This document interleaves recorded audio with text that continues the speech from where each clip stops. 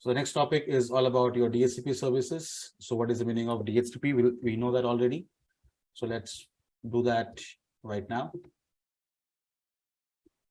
DHCP services and DHCP relay. So what is the DHCP protocol? Let it happen in the backend. So DHCP, if I look, I can make my Palo Alto server or Palo Alto Firewall to work as a DHCP server,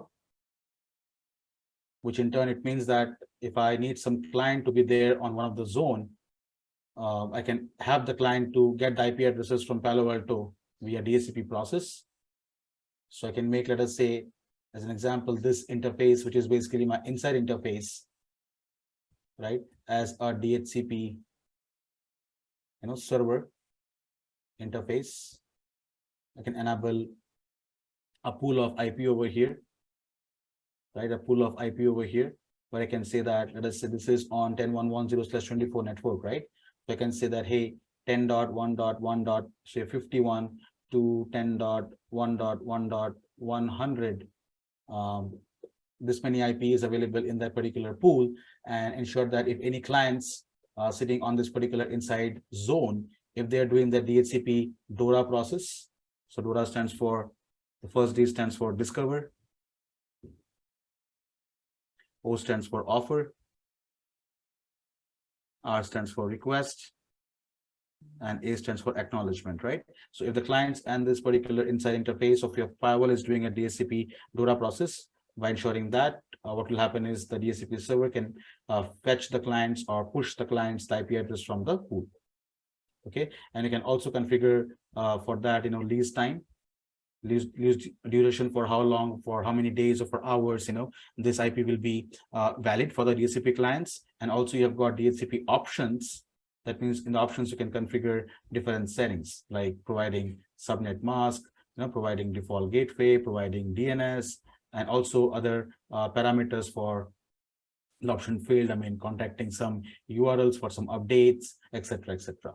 Right? So this is basically, you can make sure that a Palo Alto firewall on a particular inside interface, let us say as an example, right? You can make it to work like a DHCP server. So if you want my inside people to contact you as a DHCP process, it can leverage that. It can hand over the IP address from the DHCP pool. Okay, that is one thing. Second thing is, you can also make the interface not to work as a DHCP server, but also to work like a DHCP relay.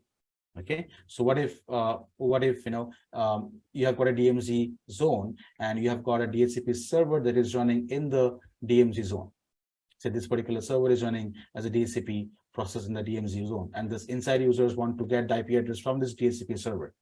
Now the routing is different, right? So the server is on a separate subnet, the clients are on a separate subnets.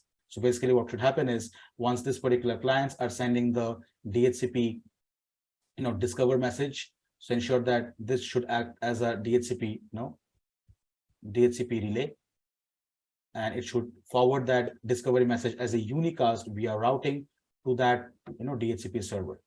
It should follow that as a unicast, right?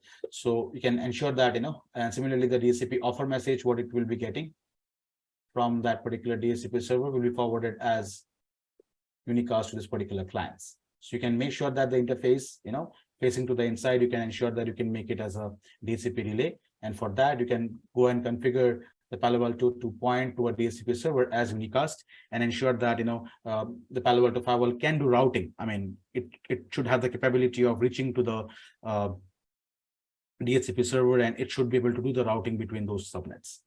Okay. So you have got capability of configuring DHCP relay as well as DHCP server on Palo Alto. Now to do that, let's enable DHCP services on E1/3. That is my inside port. Okay, let's do that in action. So to do that, let's go to the PA firewall 1. I have to go to network. Once you go to network, you have got an option called as DHCP here. Click on DHCP, and you've got two options over here, right? One is DHCP server, one is DHCP relay. Okay. If you want to configure DHCP servers, you're making the Palo Alto firewall to act as a DHCP server for a particular interface sitting on a particular zone. So what you do is click on add. By default, nothing is configured. Select the interface, but that will act as a DHCP server. So Ethernet 1/3, that is my inside port as per the plan. E1/3's inside port is going to be my DHCP server. Mode is auto. right? You can enable, disable manually. So auto means, yeah, that's fine. You can define the lease option. So you can define, unlimited, or you define a particular timeout for which the month, days, or hours, it is valid. For example, I'm giving it unlimited for time being in the lab, but in practical world, if you want to do it, you should define some timeout here. This is a very good option called as ping IP when allocating new IP. Okay, so when you click on that, what happens is, say you've got a pool, the pool has got some hundreds of IPs, right? So before you allocate that IP from that pool to the DHCP client, what you do is you ping that IP that you want to assign. And if you get a reply from that IP, it means this IP is already in use in that particular client device, right? So if I want to assign an IP address, say, 10.1.1.55, and that IP is already taken care by the client. The client is already using that particular IP address. So if I ping it, if I get a response from the particular IP, I mean, this IP is already in use, I cannot, or I should not, assign that via DHCP to my client. Okay. So this is a very good option that you can click and check on. You can define the IP pool here. So IP pool is basically, as per the plan, it is 10.1.1.51. Hyphen 10.1.1. say 99, something like that. So that is the IP pool. You can make sure you can reserve some IP addresses not to be assigned. So I want to do that. Let's reserve 10.1.1.254. That should be not be assigned. I want to reserve 10.1.1.1 all the way to 10.1. 10.1.1 all the way, hyphen is not taken, so basically I should give in multiple ways, say 10.1.1.1, then say 10.1.1.11, like that. Okay, if I want to reserve, I can reserve that. I can call up MAC addresses also if I want. Okay, so and regarding options, so basically your IP will be leased from this particular pool. There is an include range, that is exclude range. Regarding options, click on the option tab. You can see the gateway. What is the gateway IP my user should have on the particular inside zone? It should be the firewall IP, which is 10.1.1.11. The mask should be /24. And the primary DNS should be 8.8.8.8. Secondary should be 4.2.2.2. You can define the NTP server, the POP3, SMTP, etc., Win server, etc. Some DHCP options, right? If you want. So, yep, those parameters when you define, click on OK. That means you've enabled the DHCP server services on this Ethernet port E1/3 facing the inside zone. You can see the lease period, the gateway, the range of IPs, the reserved IPs, etc. from here. Probe IPs, basically, I've told you that if I want to allocate any IP from the pool, I'll ping that IP. If the IP is not responding, that means this IP is unused, and I can push that IP address to my client that needs the DHCP service. Okay.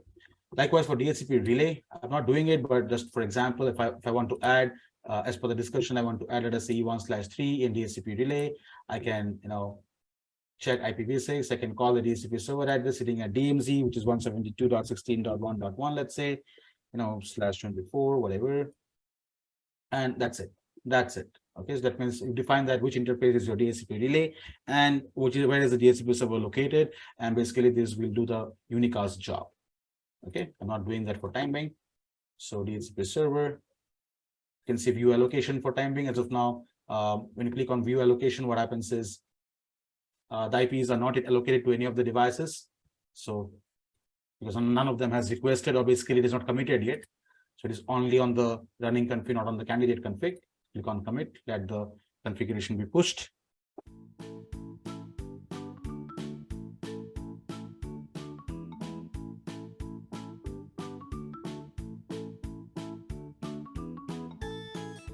Okay, so it has been pushed successfully. So now if I go back to my topology here, and if I, let us say, go to my Linux host or my Windows host and get an IP address from DHCP. So once it does the DHCP process, the E1/3 should give an IP address to the client.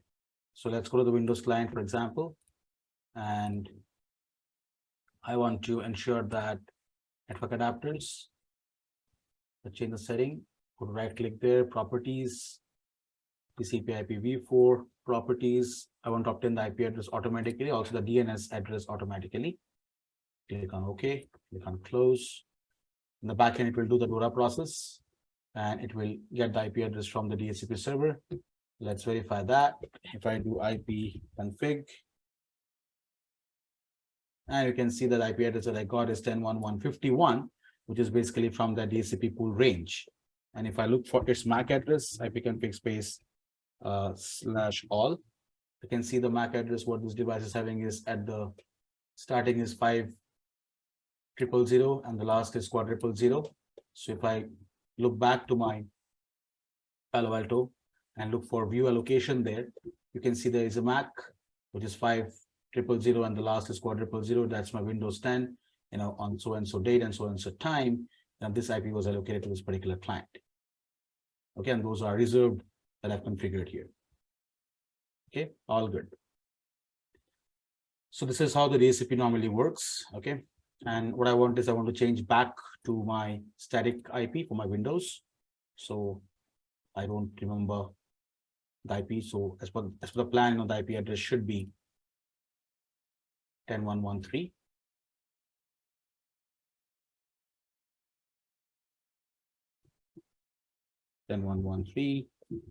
That's your mask. Gateway is 10.1.1.11. DNS is set to 888. The alternate is basically 4.2. Okay. IP config. It is back to 10.1.1.3. Can I pick my default gateway? I should be able to, because management profile is allowed.